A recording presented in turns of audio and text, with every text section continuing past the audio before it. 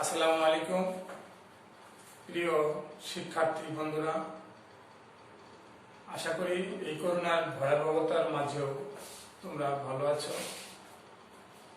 আমি মোহাম্মদ আব্দুল গনি, খালেকন্নেছা একাডেমি টেট instructor, computer তথ্য ও যোগাযোগ প্রযুক্তি, মাদারগঞ্জ, জামালপুর। আমি তোমাদের নবম ভোকেশনাল বিষয় তথ্য ও যোগাযোগ প্রযুক্তি সপ্তম অধ্যায়ের স্প্রেডশিট সম্পর্কে কিছু ধারণা দিব। তোমরা সপ্তম অধ্যায়ের স্প্রেডশিট বা ওয়ার্কশিট বিষয়টি বই খুলে দেখে নিতে পারো। আসলে স্প্রেডশিট কি? স্প্রেডশিট শব্দটির আবেদনিক অর্থ ছড়ানো পাতা। স্প্রেড অর্থ ছড়ানো এবং শীট অর্থ পাতা।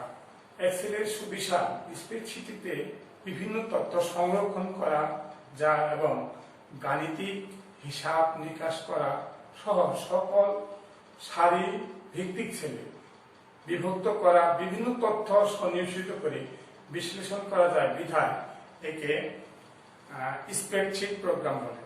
এই প্রোগ্রামের সাহায্যে আমরা গাণিতিক হিসাব যেমন যোগ, বিয়োগ, গুণ, ভাগ, শতকরা সহ বিভিন্ন প্রকার জটিল কাজ অল্প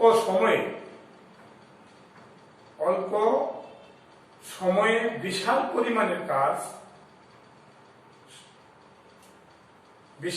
পরিমাণের কাজ সহজেই করতে পারি। স্প্রেডশিট প্রোগ্রামটি চালু করলে রো ও কলাম সমন্বয়ে গঠিত একটি ওয়ার্কশিট চালু হয়। সেই ওয়ার্কশিটের ক্ষুদ্র ক্ষুদ্র অংশ দেখা যায়, কিন্তু কিবোর্ডে 4টি মুভমেন্ট কির সাহায্যে ডানে বামে উপরে নিচে আনা নেওয়া করা যায়। এজন্য ওই সকল কিকে মুভমেন্ট কি বলা হয়। মুভমেন্ট কি সাধারণত কিবোর্ডের ডান প্রান্তে থাকে। মুভমেন্ট শব্দের অর্থ হলো নড়াচড়া। ওই মুভমেন্ট কি সাহায্যে এক্সেল প্রোগ্রামে ওয়ার্কশিটে ডানে বামে উপরে নিচে কার্সরকে বিভিন্ন জায়গায় নেওয়া যায় এবং সেখানে সংযোজন, সংশোধন এবং পরিবর্তন করা সহ স্প্রেডশিট প্রোগ্রামে 256টি কলাম এবং এ থেকে আইভি পর্যন্ত 65,536টি রো থাকে। সেল রো ও কলামের সমন্বয়ে গঠিত ক্ষুদ্র ক্ষুদ্র যে আয়তক্ষেত্র তৈরি হয় তাকে সেল বলে। যেমন 256 গুণন 65,536, এই 1,67,77,216টি সেল আছে। স্প্রেডশিট প্রোগ্রামের প্রয়োগ ক্ষেত্র।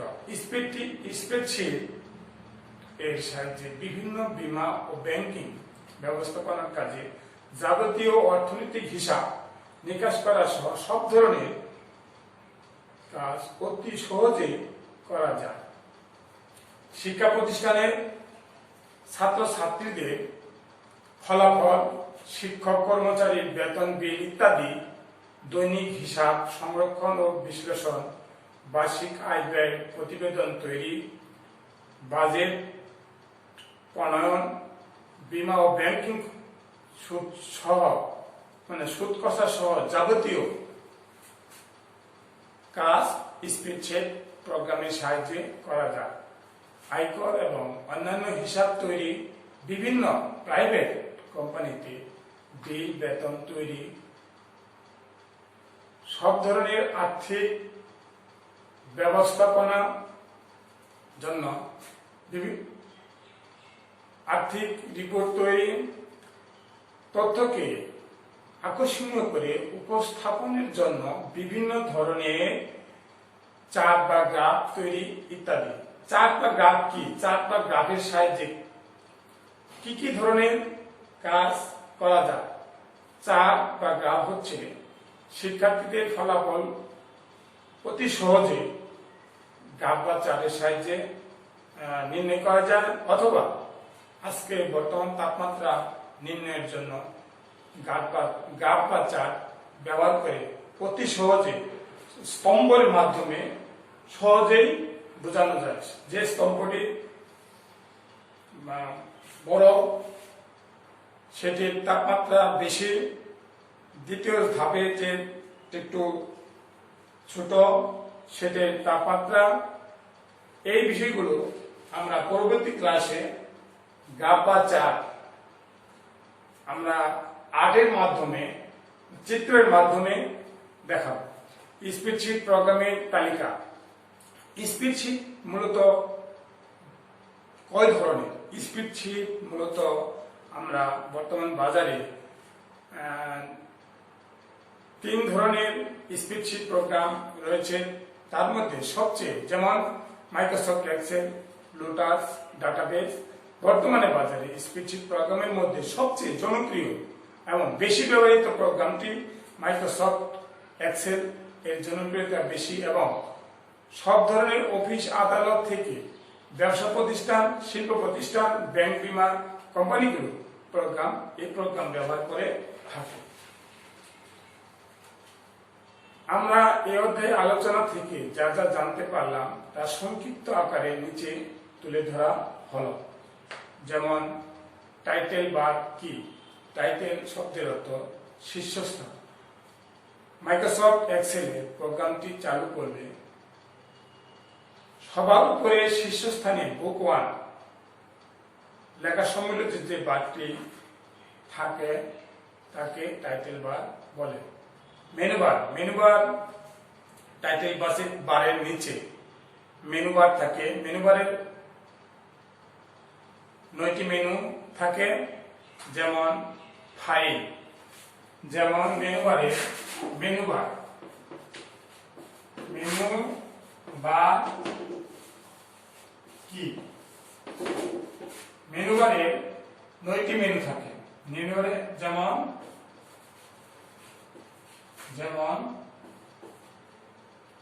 ফাইল,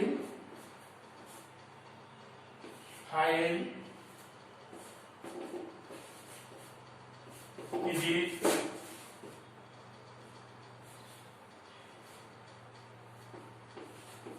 ভিউ, এরকম।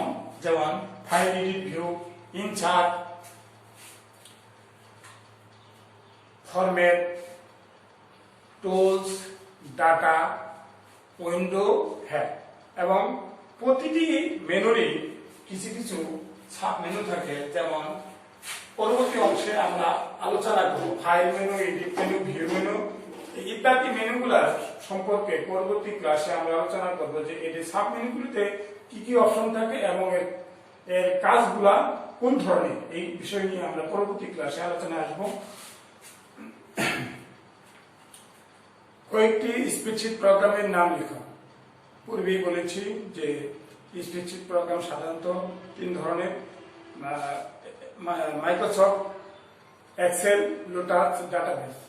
এক্সেল প্রোগ্রামে রো কলামের সংখ্যা। মাইক্রোসফট এক্সেল প্রোগ্রামে কলাম 256 এবং রো হল 6536টি। সেল কাকে বলে? কলাম ও রো নিয়ে যে আয়তক্ষেত্র তৈরি হয় তাকে সেল বলে। এক্সেল প্রোগ্রামে ক্ষুদ্র ক্ষুদ্র ঘরগুলোকে সেল বলে। যেমন A1 সেল হলো সেল হচ্ছে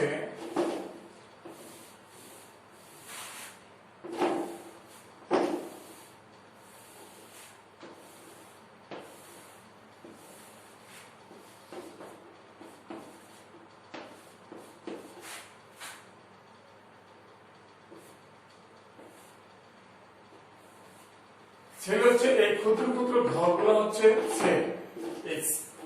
মানে ওয়ার্কশিটের রো এবং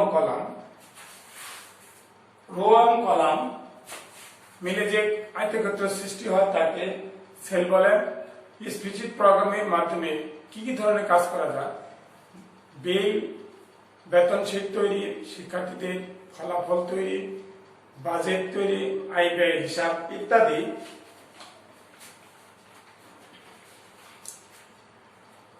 ওয়ার্কশিট কাকে বলে? সুবিশাল শীটের যে অংশে কাজ করা হয় তাকে ওয়ার্কশিট বলে।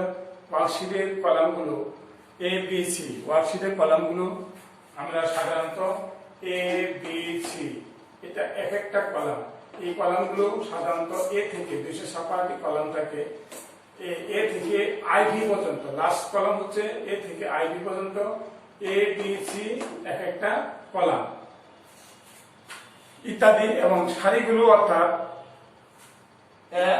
1 2 3 এগুলো হচ্ছে সারি বা রো।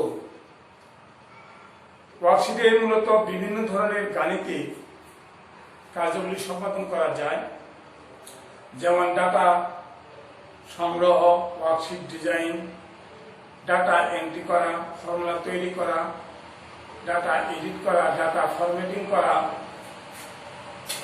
ডাটা বিশ্লেষণ করা এবং ডাটা প্রিন্ট করা। সেল পয়েন্টার কি?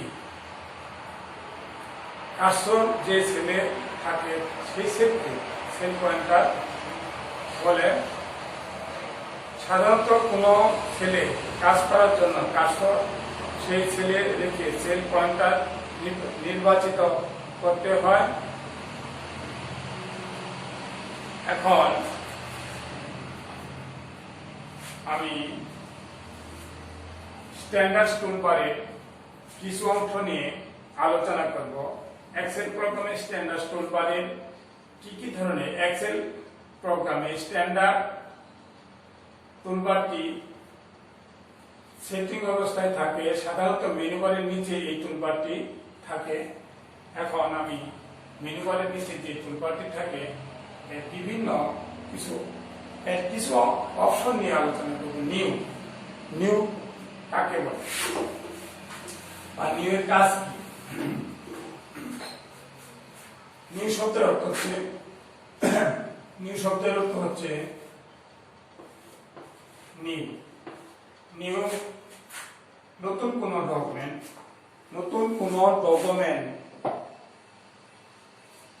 ডকুমেন্টে কাজ করার জন্য নিউ ব্যবহার করা হয়। সেভ, নিয়োগিত কোনো ডকুমেন্ট সংরক্ষণ করার জন্য ফাইল মেনু থেকে সেভ অপশনে ক্লিক করলে সেভকৃত একটি ডায়লগ বক্স আসবে। সেখানে ফাইল মেনুর ঘরে কোনো সংখ্যা বা নাম বা কোনো চিহ্ন ব্যবহার করে সেভ কমান্ডে ক্লিক করলে সেই ডকুমেন্টটি বা ওয়ার্কশিটটি সেই নামে সংরক্ষণ হবে। সংরক্ষিত ডকুমেন্ট খোলার জন্য ওপেন অপশনে ক্লিক করতে হবে। ওপেন মানে হলো খোলা।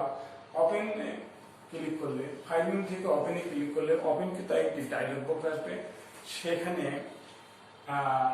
নির্দিষ্ট ফাইল, নির্দিষ্ট ডকুমেন্ট সিলেক্ট করতে হবে।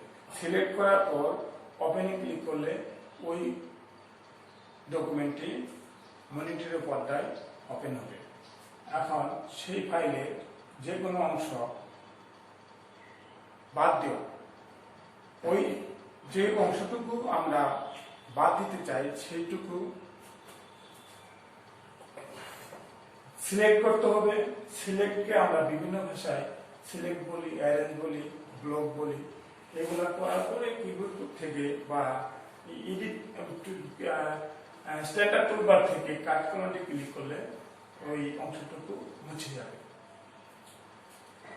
পেস্ট অর্থ হলো কোনো অংশ যদি আমরা অন্যত্র বা অনুলিপি করতে চাই তাহলে কাট বা কপি একে অপরের পরিপূরক। কাট অর্থ কেটে ফেলা, কপি অর্থ অনুলিপি করা, আনডু অর্থ ফিরিয়ে আনা, অটোসাম আমরা বিশাল পরিমাণে ডাটা বা তথ্য বা সংখ্যা, গাণিতিক হিসাব গুলো যদি আমরা অতি সহজে যোগ করতে চাই তাহলে ইকুয়াল টু সাম ব্যবহার করে আমরা অতি সহজে অটোসামের মাধ্যমে বিশাল পরিমাণে যোগ অতি সহজেই করতে পারি। শর্ট বা অ্যাসেন্ডিং বা ডিসেন্ডিং। অ্যাসেন্ডিং শব্দের অর্থ হলো ছোট থেকে বড়, আর ডিসেন্ডিং শব্দের অর্থ হলো বড় থেকে ছোট। আমরা কোনো সংখ্যা যদি বা এ বি সি জে এগুলা যদি মানে অ্যাসেন্ডিং করতে চাই, যদি কোনো কর্মচারীকে সিনিয়রিটি ভিত্তিতে যদি সাজাতে চাই, ডিসেন্ডিং করলে উপরে থেকে নিচের দিকে আসবে ডিসেন্ডিং, আর অ্যাসেন্ডিং নিচে থেকে উপর দিকে। প্রিন্ট, ওই ডকুমেন্টে যদি আমরা প্রিন্ট করতে চাই বা আউটপুট করতে চাই, তাহলে প্রিন্টারের সাহায্যে ফাইল মেনুতে গিয়ে প্রিন্ট অপশনে ক্লিক করলে প্রিন্টকৃত একটি ডায়লগ বক্স আসবে, সেখানে প্রিন্ট কমান্ডে ক্লিক করলে প্রিন্টারের সাহায্যে ওই ডকুমেন্টটি ওপেন হবে। এখন আমি যে অংশ নিয়ে আলোচনা করব, ফাংশন ও ফর্মুলা। ফাংশন কোনো হিসাব নিকাশ সম্পাদনের জন্য বা কোনো মান নির্ণয়ের জন্য পূর্ব থেকে নির্ধারিত ফর্মুলাকে ফাংশন বলে, যেমন ইফ ইকুয়াল টু সাম, মানে গড় নির্ণয়ের জন্য অ্যাভারেজ, ম্যাক্সিমাম, সর্বোচ্চ বের করার জন্য ম্যাক্সিমাম ব্যবহার করতে হবে, মিনিমাম মানে সর্বনিম্ন বের করতে চাইলে মিনিমাম ইত্যাদি। হিসাব নিকাশে গাণিতিক গণনার জন্য যে সমস্ত অপারেটর সমূহ ব্যবহার করা হয় তাদেরকে গাণিতিক অপারেটর বলে, যেমন যোগ, বিয়োগ, গুণ, ভাগ, শতকরা ইত্যাদি ফাংশন ব্যবহার করে অনেক কঠিন গাণিতিক ও অন্যান্য পরিগণনা অনায়াসেই সম্পাদন করা যায়। ফাংশন নিজে একটি ফর্মুলা হিসেবে আমরা অন্য কোনো ফাংশন বা ফর্মুলার সাথে সম্পৃক্ত হয়ে ব্যবহৃত হতে পারে।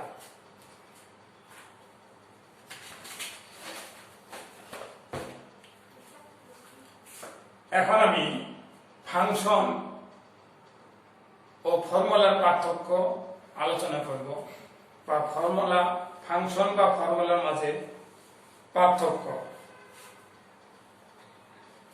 কোনো বিশেষ হিসাব নিকাশ সম্পাদনের জন্য বা কোনো মান নির্ণয়ের জন্য পূর্ব থেকে নির্ধারিত ফর্মুলাকে ফাংশন বলে। ফর্মুলা হলো এক প্রকার সমীকরণ, ওয়ার্কশিটে সন্নিবিষ্ট ডাটা গাণিতিক, যুক্তিমূলক ও টেক্সট জাতীয় অপারেশন সম্পন্ন করতে পারে। উদাহরণস্বরূপ sum, first cell, last cell. উদাহরণস্বরূপ A1 plus A2 plus A3 plus A4 plus A5 plus A6 equal to sum অপশনে ক্লিক করলে সহজেই তা করা যায়। ফাংশন ব্যবহার করে জটিল গাণিতিক অন্যান্য হিসাব নিকাশ করা যায়।